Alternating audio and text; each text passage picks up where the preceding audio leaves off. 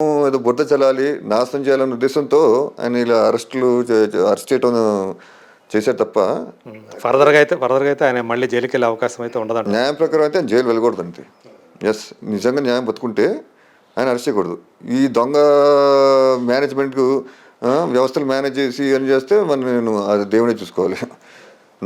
ఒకటండి, నేను ఆయన మేనల్లుడుగా అది అవసరం వస్తే నేనే దిగుతాను న్యాయం పోరాటం కోసం. యెస్. నేనే న్యాయం తలుపు పెడతాను. యెస్, ఈయన ఏం చేయలేదు, యాజ్ ఫ్యామిలీ మెంబర్గా నేను ఆయన తరపున ఫైట్ చేస్తానంటారు. చంద్రబాబు తరపున నేను కావాలంటే ఫైట్ చేస్తాను. తర్వాత మీరు మీ ఫ్యామిలీలో రామారావు గారి తరం, తర్వాత మీ నాన్నగారు మీ బాబాయ్ వాళ్ళ తరం, ఆ తర్వాత మీ తరం. సో మీ తరంలో ఉన్న కజిన్స్ అందరిలో ఈరోజు మీ మధ్య జానకిరామ్ గారు లేరు, అట్లాగే రీసెంట్గా తారక రత్న గారు కోల్పోయారు.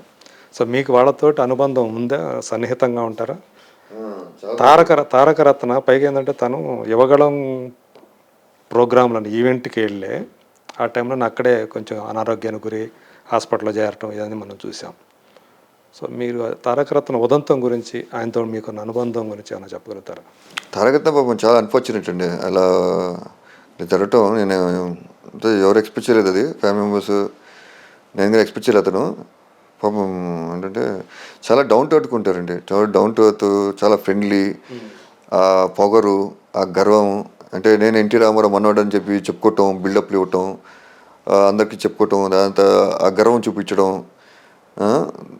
మిస్యూజ్ ఆఫ్ హిస్ పవర్, తాతగారి పేరుని మిస్యూజ్ చేసుకోవటం, ఇలా పిచ్చి పిచ్చి ఏం చేసాడు కదండి. చాలా మంచోడు. నాకు పరిచయమే ఉంది తనతోటి. నేను చూసుకుంటే ఫస్ట్ డ్రైవింగ్ అతను యాక్చువల్లీ కార్ ఇచ్చింది నేనండి. అతను నాకు గుర్చేసాడు. అప్పుడు 800 కారు, లేకపోతే మారుతియో, లేకపోతే 1000 cc బండు అని నేను డ్రైవ్ చేస్తానంటే సరే అని చెప్పి నేనే దగ్గరుండి డ్రైవింగ్ నేర్పించానండి. అప్పుడు అంటూ ఉంటాడు, నీ వల్ల నేను డ్రైవింగ్ నేర్చుకున్నాను అని అంటాడండి. అలా ఎందుకంటే మాది ఏంటంటే మాస్ బ్యాంక్ ఇంట్లో ఉన్నప్పుడు పక్కనే ఉండేది ఇల్లు. ఫాదర్ది సాయికృష్ణ, హరికృష్ణ, మోహన్ కృష్ణ. చదువుకున్నాడు అంతా ఫ్రీగా ఉన్నప్పుడు వచ్చేస్తే అన్నయ్య అని అనుకునేవాడు. కళ్యాణరామ్ గారు వచ్చేవాడు. సో అప్పుడు మేము క్రికెట్ ఆడేవాళ్ళని. మేము ఎవ్రీ సండేస్ క్రికెట్ మ్యాచ్ పెట్టుకుంటాం. వాళ్ళ ఫాదర్ మోహన్ కృష్ణ అండ్ ప్రసన్న గారు ఉన్నారు, తుమ్మల ప్రసన్న గారు. ఆయన అంకుల్, మోహన్ బాబాయ్, నేను, తారక రత్న, మళ్ళీ ఇంకా ఇద్దరు ముస్లిం స్టూడెంట్స్ ఉన్నారు, ఇంటి పక్కన ఉంటారు. హుసేన్ అని ఒక ఫ్రెండ్ ఉన్నాడండి, ఇంకో అతను ఆదిల్. మేము వరకు ఇంకో 2-3 వస్తారండి. సో మేమందరం ఎప్పుడు ఎవ్రీ సండేస్ క్రికెట్ ఆడేవాళ్ళని. అండ్ తారక రత్న మంచి బౌలర్ అండి, మంచి బౌలర్, మంచి బ్యాట్స్మెన్స్, ఫాస్ట్ బాల్ బాగా చేస్తాడు. మంచి ఇది ఉందండి అతనికి. అండ్ కలిసి బయటకు వెళ్ళేవాళ్ళని. తాతగారితో ఒక ఫోటో ఉందండి, చిన్నపిల్లడుగా. ఒకే ఫోటో తాతగారితో, అది పెద్దగా కొంచెం పిల్లడుగా ఉన్నప్పుడే. ఆ ఫోటో నేనే దగ్గర దిగిపించాను యాక్చువల్లీ. అది అవును, అది కరెక్ట్గా తాతగారు చనిపోక ముందు 15 days ముందండి ఫోటో దిగింది. యాక్చువల్లీ న్యూ ఇయర్కి వెళ్ళాను. 96 January 18 తాతగారు చనిపోయారు. న్యూ ఇయర్కి అతను తారక రత్న వచ్చాడు ఇంటికి. అప్పుడు నేను తాతగారి ఇంటికి వెళ్ళిపోతున్నా. అని యాక్చువల్లీ ఓబు అంటామండి. యాక్చువల్లీ ఒరిజినల్ పేరు ఓబులేష్. ఓబు వెళ్దాం తాతగారి ఇంటికి వెళ్తే ఓకే అని వస్తానని అని చెప్పి వచ్చేసాడు అతను. అప్పుడు నాకు ఫ్రీక్వెంట్గా తాతగారు దగ్గరికి వెళ్ళటం నాకు అలవాటు.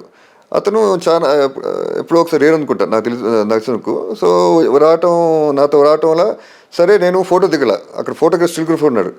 అంటే వచ్చిన వాళ్ళు విఐపీలందరితో అక్కడ స్టిల్గ్రాఫర్ ఫోటో తీస్తాడు. తాతగారు పర్సనల్ ఫోటోగ్రాఫర్ ఉన్నాడు. సో అలా మా ఇద్దరు ఫోటో దిగలేదు. నా ఫోటో దిగిపోలేదు, ఇతను దిగితే బాగుంటుంది, ఎందుకంటే మేబీ ఎప్పుడో ఒకసారి వస్తున్నాడు కదా అని చెప్పి నేను దిగుతూనే ఉంటా. అతను దిగితే బాగుండని చెప్పి ఓబూదా నువ్వు దిగు తాతకూడతా అని చెప్పి అల్లి దిగాడు. తర్వాత లాస్ట్ పిక్చర్ అండి, ఆ ఫోటోగ్రాఫ్ ఉంది నా దగ్గర, అదే సర్క్యులేట్ అవుతుంది ఫోటో. తాతగారితో లాస్ట్ దిగిన ఫోటో. జస్ట్ కానీ ఎక్స్పెక్ట్ చేయలేదు. అఫ్కోర్స్ తాతగారు చనిపోతారని 17 days కానీ చనిపోయారు. సో అలా మంచి అనుభవం ఉంది. బయటకు వెళ్ళేవాళ్ళని, సినిమాలు చూసేవాళ్ళని. తను తీసుకుని వెళ్ళేవాళ్ళ సినిమాలకి. 70M 35M థియేటరు, మళ్ళీ తారకమ్మ థియేటర్కి వెళ్ళేవాళ్ళని సినిమాలకి. సో ఇష్టం ఎంజాయ్ అండి బాగా. Very down to earth person. Sorry unfortunate, పాపం ఇలా జీర్ణించుకోలేకపోయాము అసలు. ఏంటిది ఇలా జరుగుతుంది అని ఫీల్ అయింది. జానకిరామ్ కూడా అలానే జరిగిందండి అని. తనది యాక్సిడెంట్ కదా తనది. ఎవరు? జానకిరామ్.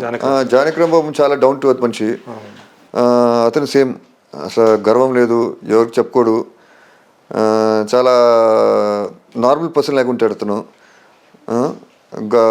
నేను సో అండ్ సో అని చెప్పి, మా బాబాయ్ మా తాత ఇదని చెప్పి ఎక్కలేదు, అందరితో ప్రేమగా ఆప్యాయతగా ఉంటారు. అంటే హరిబాబాయ్ గారు స్ట్రిక్ట్ అండి. హరిబాబాయ్ మా పిన్ని చాలా డిసిప్లిన్గా ఉంటారు. గర్వము, దాంతో చదువు విషయంలో చాలా స్ట్రిక్ట్గా ఉండేవారు. ఈవెన్ తరగతి దగ్గర బాగా చదివేవండి. Very well educated, good student, very good student. Janakiram రిషివాలో చదివాడండి, తరగతి చెన్నైలో చదివాడు. సో రిషివాలో ఉన్నప్పుడు కూడా అక్కడ ఆచరిస్తుంటే ఒక ఇద్దరు ఫ్రెండ్స్ చెప్పారు, అసలు అతను ఎన్టీ రామారావు మనని తెలియదంటండి. నార్మల్ జానకిరామ్ మామూలుగా ఉండేవంట. తర్వాత ఎవరు చెప్పారంట, వాళ్ళు చూసి షాక్ అయ్యారు, నేను ఎన్టీ రామారావు అన్నాడా అన్నారంట. నమ్మల వాళ్ళు, కాదు ఎంత సింపుల్గా ఉంటాడేంటి, నార్మల్ మాలాగా ఉంటాడు, లేకపోతే అది మెయింటైన్ చేసేవాడు కదా, బిల్డప్లు ఉంటే ఏం లేదు నార్మల్గా ఉంటాడంటే. తర్వాత ఓహో చాలా పాపం అంత డౌన్ టు ఎర్త్ మనిషి. వాళ్ళంటే వాళ్ళ ఫ్యామిలీ గారా, బాబాయ్ గారా ఎక్కువ హడావిడి, నేను ఎన్టీ రామారావు కొడుకు అని బిల్డప్లు ఇవ్వటం, సెక్యూరిటీ ఏమి లేదు, నార్మల్ లైఫ్. వాళ్ళ కష్టాలంటే వాళ్ళకి తెలియాలి. అంటే తాతగారు అలా అందరినీ అలా పెంచారు. సో రిషివల్లో అలా ఉండేదండి. అతను ఎవరు తెలిసేవారు కాదు, సింపుల్గా ఉండేవాడు అండ్ డిసిప్లిన్గా ఉండేవాడు చాలా. సో అన్ఫార్చునేట్ యాక్సిడెంట్ దురదృష్టవశాతం. ఆ తర్వాత ఆయన కూడా హరిబాబాయ్. సో అవుతాయంటే జరగకూడదు. So it's bad luck. ఇది తారకత్ జానకిరామ్ కలవటం, ఫ్యామిలీ మెంబర్స్ ఎవరు జీర్ణించుకెళ్ళిపోయారు అసలు. Life and you have to face it. So అంటే ఒక్కోసారి మనకు తెలియకుండా ఇలాంటి ఎదుర్కోవాల్సి వస్తూ ఉంటుంది. ట్రాజెడీస్, కష్టాలు, బాధలు కూడా ప్రపంచంలో రకరకాల ట్రాజెడీస్ జరుగుతూ ఉంటాయి. మనకు జరగకూడదని రూల్ ఏదండి. అన్ఫార్చునేట్ బ్యాడ్ లక్ అది. సో వాళ్ళ ఆత్మ శాంతించాలని చెప్పి. అవును అవును, అది అందరికి బాధాకరమైన విషయాలు. జానకిరామ్ ఎవ్రీ వీక్లీ వన్స్ మాట్లాడుతూనే ఉండి సెల్ ఫోన్లో. ఓకే, మీకంటే పెద్ద కదా ఆయన? నాకంటే 2 years పెద్ద అండి. అందరు నన్ను పెద్ద మనవాడు అనేవారు. నేను చెప్తా ఉంటాను, పెద్దవాడు నేను కాదు అంటే వాళ్ళకి తెలియదు కదండి. నేను పెద్ద కొడుకు కాబట్టి పెద్ద మనవాడు అంటారు. నేను అంటాను లేదండి, జానకిరామ్ నాకంటే 2 సంవత్సరాలు పెద్ద. సో మీకు తెలియదు కాబట్టి సో పెద్ద అంటే ఓకే అని అనేవారు. మీ ఇంట్లో మీరు ఎంతమంది పిల్లలు? నాకు ఒక సిస్టర్ అండి, నాకు ఎల్డర్ సిస్టర్ ఉన్నారు, కుముదిని. మీకంటే ముందు ఆమె అన్నమాట. కుముదిని అండి. మీ ఇద్దరేనా? ఇద్దరే అండి. ఓకే. అండ్ షీ ఎక్స్పైర్డ్ అండి లాంగ్ బ్యాక్, 2000 ఎక్స్పైర్ అయ్యారు. సో ఇప్పుడు అలాంటి ఒక గొప్ప ఫ్యామిలీ నుంచి వచ్చి ఈరోజు మళ్ళీ ఒక సింపుల్గా ఒక బ్రీత్ అనే సినిమాని తీసి మా ముందుకి ప్రజెంట్ చేయబోతున్నారు. సో దీని తర్వాత ఏంటి మీ ప్లాన్స్ ఏంటి? బ్రీత్ రేపు వస్తూ ఉంది, జనాలను దీన్ని ఎలా ఆదరిస్తారని మీరు ఎక్స్పెక్ట్ చేస్తారు? అవును, దీనికి ముందు నేను తీసుకెళ్ళాలి, పబ్లిసిటీ బాగా చేసి తీసుకెళ్ళాలి. ఒకటేనండి, పిక్చర్ కాంటెంట్, స్క్రీన్ ప్లే కరెక్ట్గా ఉంటే డెఫినెట్లీగా అందరు చూస్తారు. Mouth to mouth publicity. So and media వాళ్ళు బాగుందని వాళ్ళు రాయటం, వాళ్ళు రివ్యూస్ అని రాస్తూ ఉంటారు, వాళ్ళు ప్రోత్సహిస్తారు. ఎందుకంటే మీడియా ఇస్ వెరీ పవర్ఫుల్ లేదండి వెపన్. వాళ్ళు ఏంటంటే మంచి సినిమాని మంచిగా ఉందని రాస్తారు, చెత్త కొన్ని చెత్త రాస్తారు. సో ఎప్పుడైతే బాగుంటే మీడియా వాళ్ళు బ్రహ్మాండంగా రాస్తారు. అది కాకుండా జనం కదా మౌత్ టు మౌత్. డైరెక్టర్ కూడా ఎలా తీసాడు అనేది కూడా ఉంటుంది. ఇప్పుడు ఆకేళ్ల వంశీ ఎలా తీసాడు అనేది కూడా అది అఖిల వంశీ చాలా ఎక్సలెంట్గా తీసాడండి. ఫస్ట్ షాట్ నుంచి ఎండ్ షాట్ మంచి స్క్రీన్ ప్లే తీసుకొచ్చాడు. అండ్ మెడికల్ మాఫియా రావటం అనే ఆలోచన చాలా మంచి ఆలోచన అది. సో డెఫినెట్లీ అండి ఇది బ్రహ్మాండంగా ఆడుతుంది. అండ్ నేను కూడా ప్రమోషన్స్ ఇప్పుడు స్టార్ట్ చేయాలి, ఇంకా ఆల్రెడీ లైట్గా స్టార్ట్ చేశాను. సో అండ్ డెఫినెట్లీ బాగా ఆడుతుంది.